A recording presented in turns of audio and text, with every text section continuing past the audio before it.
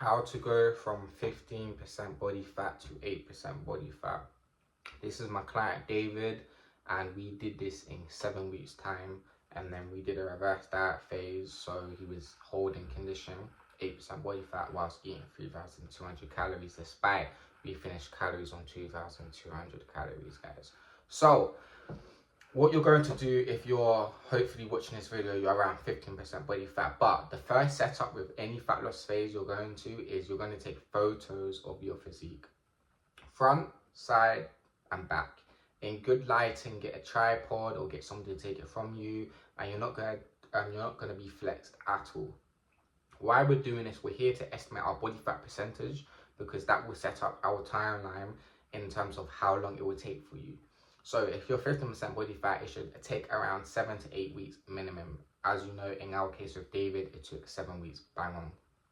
So you're going to do the photos front, side and back, and you're going to compare it to a photo chart online with physiques with body fat percentage, and you're going to estimate yourself very harshly. So if you think you're about 14, add another 2%. So let's say you're 16, because you're not doing yourself any favors, because this will take longer than expected if you think, oh no, you're leaner.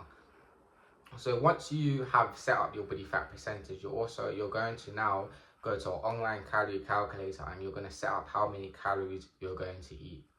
You're in that online calorie calculator, you're able to set up your weight, your activity levels, and that will give your maintenance calories. Now, the key number that we're going to subtract is we're only going to subtract 200 calories below our maintenance. This is what we did with David, and so he started on 2,400 calories, bang on. Now, it can give your with your protein, it can be double your body weight. So if you're 70 kg, it can be about 140 grams. And then fats can be at 20% of that calorie goal that you're going to be eating at, 200 calories below your maintenance. And then carbohydrates is going to fill the rest. Now, in terms of your diet, I will make another video in depth, but let's just give you the same meals that David had. Your first meal of the day is going to be breakfast. So it's going to be oats, berries, eggs, and if you don't like eggs, you could have protein powder. So that meal, high fat, high carb, that will keep you satiated for hours. Oats has a lot of fiber, protein obviously will help slow digestion, and eggs is a fatty source of protein, so again will help slow digestion whilst giving you that protein. So that's the breakfast that I use to get shredded, as well as with all my clients. So every meal works. It's just you gotta be eating the same foods every day. So again, meal 2, that will be rice, chicken breast, frozen mixed vegetables. Your frozen mixed vegetables can be your kale, cucumber, spinaches, etc. Protein will be lean chicken breast, because it's a leaner source of protein, so therefore it has the lowest amount of calories, but comes more on the plate. Whereas if you had fatty source of protein like salmon and chicken thighs, you can't really do that. When you're in a dieting phase, guys, you want to have as much calories as possible, but it looks as big, but you can eat as much of it as possible on the plate. And then frozen, and then rice is an easy form of carbohydrate if it sits well, if it digests well with your stomach. And then your third meal of the day will be your pre-workout. So this can be fast digesting carbs, so high on the glycemic index, which is what it basically means. So this can be your fruit, so a banana, berries, apple, or if you want something more slow digesting to keep you a bit more full, you could have oats and raisins. Raisins is high in baron. And then your fourth meal of the day, post-workout shake. So 30 grams of protein shake, any whey protein, and 300 milliliters of almond milk or water if you want to save even more calories. If you don't like protein shake, it doesn't digest, you could literally scrap that out. And you could have fast digesting carbs again to replenish glycogen, or you could literally just have more protein in your lunch and dinner.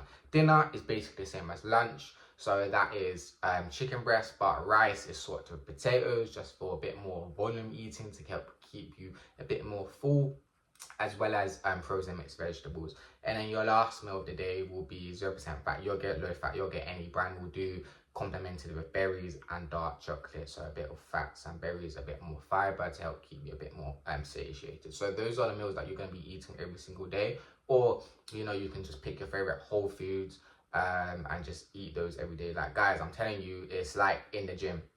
You know, every exercise works, just literally progressively overload and get strong at it. You know, and this is why I recommend sticking to a meal plan rather than eating foods under your calorie goal, because sticking to a meal plan, one, meal prepping is easier, and two, you're just regulating everything. You're regulating the same hunger signals, you're regulating, you know, just meal prepping, and it's less complicated, you know.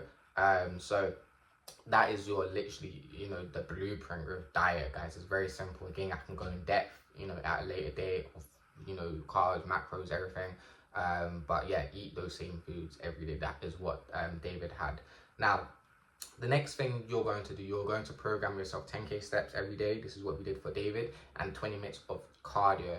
You're going to be on the incline treadmill cardio, which is the first form of cardio machines that we want to prioritize. You know, we ran a 3-day training split for him, so 2 full body days and then 1 shoulder and arms day. If you can only train 4 days in the gym, your split will be 2 full body. So you can be a full body push, full body pull, and then you repeat that twice in a week. If you only can go to the gym 5 days a week, it can be push, pull, legs, chest and back, delts and arms. So again, just commit to a training split that you can confidently say you're able to commit within your schedule. You know, really importantly, it's about how you train in the gym. It's not what exercise you do. It's about if you're performing a good amount of tempo, you know, so 3 seconds on the eccentric on the way down, pause in 1 second at the bottom, you know, to feel that contraction, and then come all the way on the way up and then pause 1 second at the top, you know.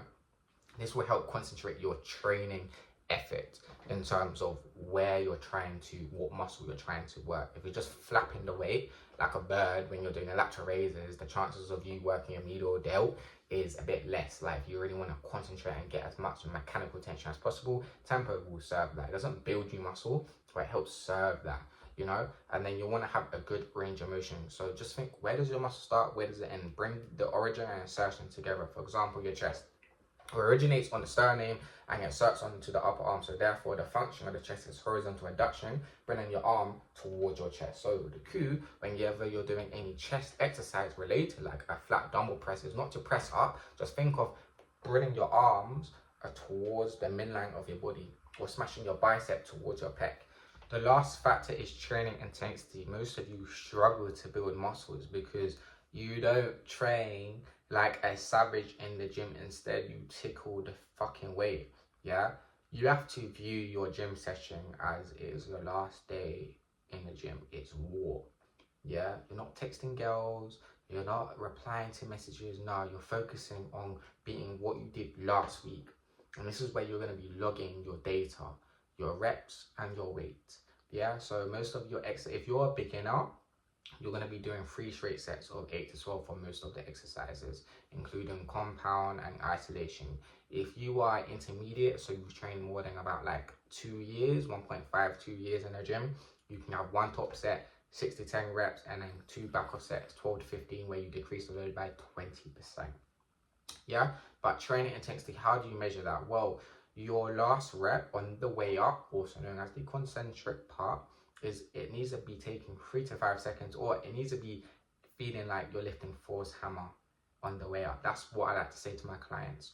Or physically that you can measure is you should be putting a stupid face. Yeah, if you're not training to near to failure, 0 to 1 rep in reserve, you're not gonna build muscle, you know. And especially on this phase where it's a recon, where most of you need to lose fat, build muscle, your main concern is to build muscle and lose fat, guys. So you're not taking the weight unless your goal is to lose weight. You want to end up skinny. Yeah. So those are the 3 factors: tempo, range of motion, and intensity. Now let's go back to the rate of loss and how we're gonna avoid plateaus on our rate of our dieting phase.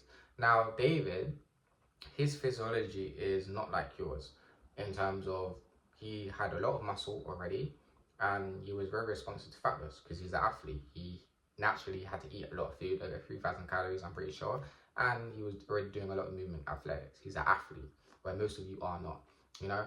So there's different phases, but let's talk about, you know, so he was initial fat loss phase, and we didn't need to make no changes until week 3.